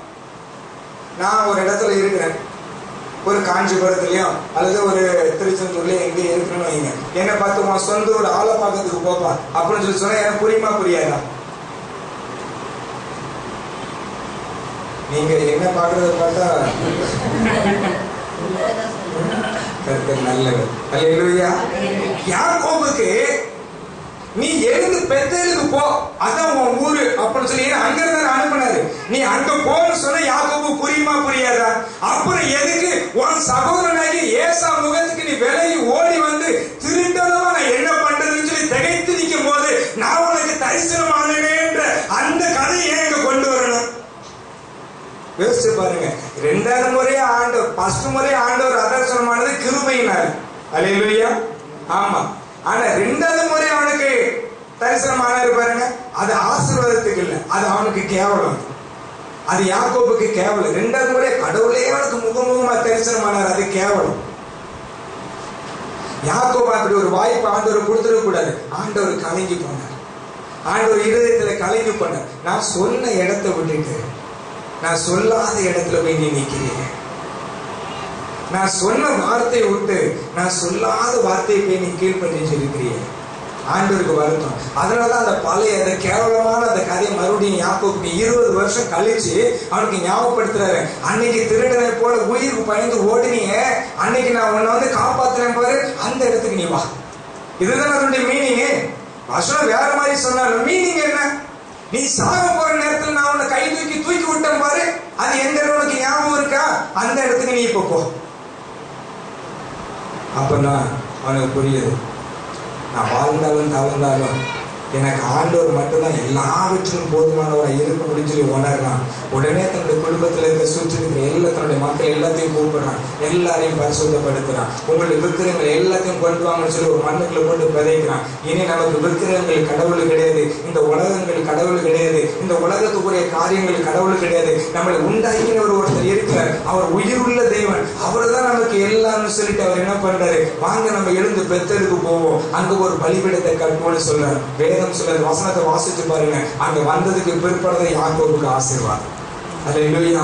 அவன் பெத்தலுக்குள்ள வந்ததுக்கு பிற்பாடு தான் ஆசீர்வாதம். அவனை பார்த்து தான் ஆண்டவர் சொல்றாரு, நான் அடிக்கடி தண்ணீர் பாய்ச்சி இரவும் பகல் 24 மணி நேரமும் நான் உன்னை காத்துக் கொள்ளுவேன் சொல்லி. இன்னைக்கு ஒரு பொருத்தனை பண்ணுவோம், எல்லாரும் எழுந்து நிற்கலாம். இன்னைக்கு ஒரு பொருத்தனை பண்ணுவோம். ஆண்டவரே, 2014ஆம் ஆண்டுல நான் பெற்றுக்கொண்ட வாக்குத்தத்தம், என்ன நோக்கி வந்த வாக்குத்தத்தம், ஒவ்வொருத்தருக்கும் ஒவ்வொரு விதமாய் ஆண்டவர் பேசியிருக்கலாம். 2014ஆம் ஆண்டுல ஒருவேளை ஒவ்வொருத்தருக்கும் ஒவ்வொரு விதமாய் ஆண்டவர் தன்னுடைய வாக்குத்தத்தங்களோடு கூட இடைப்பட்டு இருக்கலாம். எனக்கு என்னுடைய பலத்துக்கு ஏற்றவாறு, என்னுடைய குணத்துக்கு ஏற்றவாறு, என்னுடைய சூழ்நிலைக்கு ஏற்றவாறு ஒருவேளை ஆண்டவர் நமக்கு வெளிப்பட்டிருக்கலாம். அந்த வாக்குத்தத்தங்கள் இந்த 2014ஆம் ஆண்டுல என்னுடைய வாழ்க்கையில நிறைவேறணும். கண்களின் மூலம்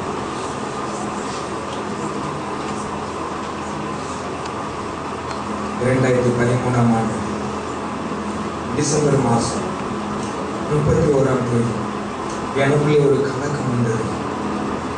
2014ஆம் ஆண்டு எப்படி இருக்கும்? 2014ஆம் ஆண்டுல நீங்க என்ன செஞ்ச போகிறீங்க?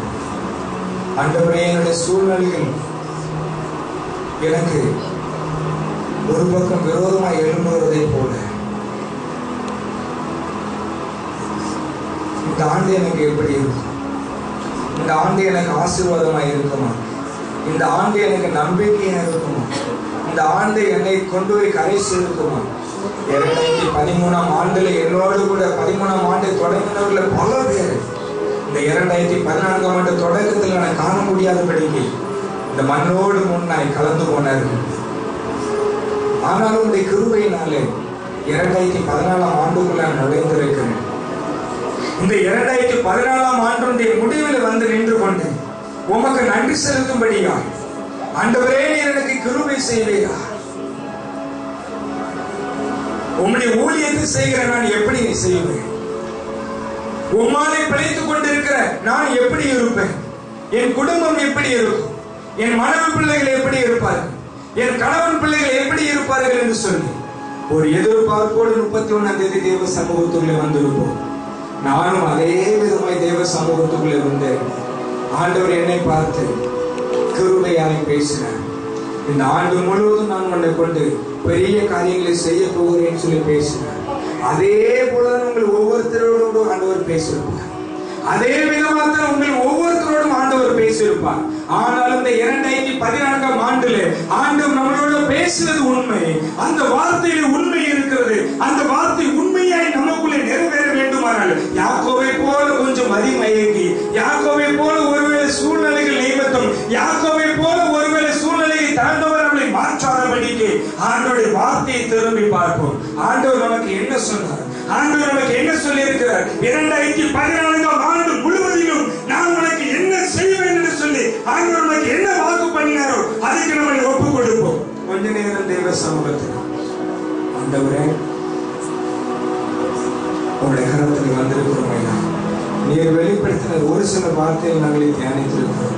இந்த 2014ஆம் ஆண்டிலே கர்த்தாவே, நீர் எங்களுக்காக வைத்திருக்கிற எந்த ஆசீர்வாதத்தை நாங்கள் இழந்து போகாதபடிக்கு, எந்த ஆசீர்வாதத்தை நாங்கள் விட்டு போகாதபடிக்கு, எந்த ஆசீர்வாதமும் காலதாமதம் ஆகாதபடிக்கு, எல்லாவற்றும் குறித்த நேரத்தில் ஏற்ற சமயத்தில் சரியாய் பெற்றுக் கொள்ளும்படியே கர்த்தர் இந்த 2014ஆம் ஆண்டை எங்களுக்கும் எங்கள் குடும்பத்துக்கும் தேவனாய் கர்த்தர் ஆசீர்வாதமாய் மாற்றிக் கொடுமையா என்று சொல்லி கொஞ்சம் கைகளை உயர்த்தி வானத்துக்கு நேரே வலது கையை உயர்த்தி, ஆண்டவரே, உங்க வாக்குத்தத்தங்களை நீர் உண்மை உள்ளவராய் இருக்கிறேன், என்னை உண்மை உள்ளவராய் மாற்றும், என்னை உண்மை உள்ளவராய் மாற்றும். இந்த 2014ஆம் ஆண்டு எனக்கு சாதகமாய் இருந்து எல்லாவற்றிலும் நீர் கொடுத்த வார்த்தையின்படி இரவும் பகலும் 24 மணி நேரமும் நீர் எங்களை காத்துக் கொள்ளும்படியாய் நீர் அவ்வப்போது எங்களுக்கு நீர் பாய்ச்சி எங்களுக்கு விரோதமாய் எழும்புகிற எல்லா கட்டுகளை நிர்மூலமாக்கும்படியாய் யாக்கோபோடு சொல்லி கொஞ்ச நேரம் கர்த்தருடைய சமூகத்தில் கடைசியை முடிக்க போகிறோம். என் அன்பு தம்பி தங்கச்சி, கடைசியை முடிக்க போகிறோம். கர்த்தருடைய சமூகத்திலே ஆண்டவரே, இந்த ஆண்டவருடைய கரத்தில் ஒப்புக் கொடுக்கிறோம். இந்த ஆண்டு முழுவதிலும் உம்முடைய கிருபையின் கரம் எங்களை விட்டு விலகாதபடிக்கு, உம்முடைய கிருபை எங்களை விட்டு விலகாதபடிக்கு கர்த்தருடைய ஆவியானவர் எங்கள் மத்தியில் இறங்கி வரும்படியாய் ஏசாயா தீர்க்கதரிசனம் 23 படி கர்த்தாவே எங்களோடு கூட நீர் இணைந்து கொள்ளும்படியாய் ஒவ்வொருத்தருடைய சமூகத்தில் ஒப்புக் கொடுக்கிறோம். என் அன்பு தம்பி தங்கச்சி, ஒவ்வொருத்தரும் சமூகத்தில் ஒப்புக் கொடுக்கிறோம். ஒருவேளை நாங்கள் பலவீனர்கள் தான், ஒருவேளை சூழ்நிலைகள் எங்களை ஏமாற்றி இருக்கலாம். ஆனாலும் கூட கர்த்தாவே, இதோ 2014ஆம் ஆண்டை உம்முடைய கரத்தில் ஒப்பு கொடுத்திருக்கிறோம். நீர் இந்த ஆண்டு பெருக்கத்தின் ஆண்டு என்று சொல்லி எங்களுக்கு வாக்கு கொடுத்திருக்கிறீரே. இந்த ஆண்டிலே 5 ஆசீர்வதிப்பேன், அதில் மிகுதி எடுப்பேன் என்று சொல்லி நீர் எங்களுக்கு வாக்கு கொடுத்திருக்கிறீரே. உம்முடைய வார்த்தையின்படி கர்த்தாவே 2014ஆம் ஆண்டிலே நாங்கள் எங்களுக்குடையவர்கள் அனைவரும் ஆண்டவரே மிகுதி எடுக்கும்படியாய், செழுமையை காணும்படியாய் கர்த்தரோடு கூட இணைந்து கொண்டு கர்த்தருடைய கரத்தை பிடித்துக் கொண்டு கர்த்தாவே உம்மால் எல்லாவற்றும் ஜெயம் எடுக்க கர்த்தர் இரக்கம் பாராட்டும். கர்த்தர் இரக்கம் பாராட்டும். நேற்றையில் இருந்து ஒரே போராட்டம். இந்த செய்தியை கொடுக்க கூடாதபடிக்கு, இந்த செய்தியை நான் சொல்லக்கூடாதபடிக்கு ஒரே போராட்டம். ஆனால் அத்தனையும் கர்த்தர் திருமூலமாக்கி அந்த கட்டுகளை உடைத்துப்பட்டு கர்த்தர் பெரியவராய் இருந்தார். இன்றைக்கு அவருடைய வல்லமை இறங்கி இருக்கிறது. தேவனுடைய ஆவியானவர் இந்த ஆண்டு முழுவதும் ஒரு விசேஷ ஆவியை அனுப்பி கொண்டிருக்கிறார்.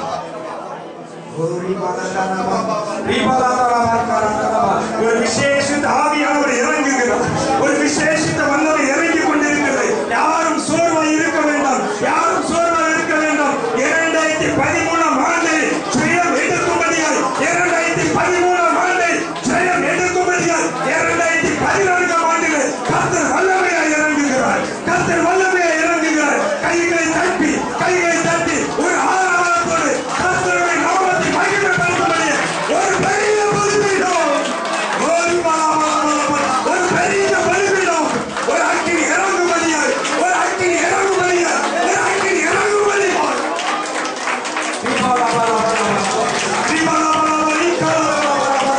ஒரு வல்லமை இறங்கட்டும் ஆண்டவரே, ஒரு வல்லமை இறங்கட்டும் ஐயா, ஒரு மகிமை இறங்குவாரா. யாக்கோபு கர்த்தருடைய வார்த்தையை கீழ்ப்படிந்து அவன் பிரயாணத்தை ஆரம்பிச்ச மாத்திரத்திலே சுற்றிலும் இருக்கிற மக்களுக்கு இவர்களுக்குள் குடித்த ஒரு மகா பயங்கரம் உண்டாயிற்று. என்னைக்கு கர்த்தருடைய வார்த்தைக்கு யாக்கோபு கீழ்ப்படிந்தாரோ அவனை குறித்தும் அவனுடைய குடும்பத்தை குறித்தும் சுற்றிலும் இருக்கிற அத்தனை மக்களுடைய இருதயத்துக்குள்ளே ஒரு மகா பயங்கரம் வந்தது.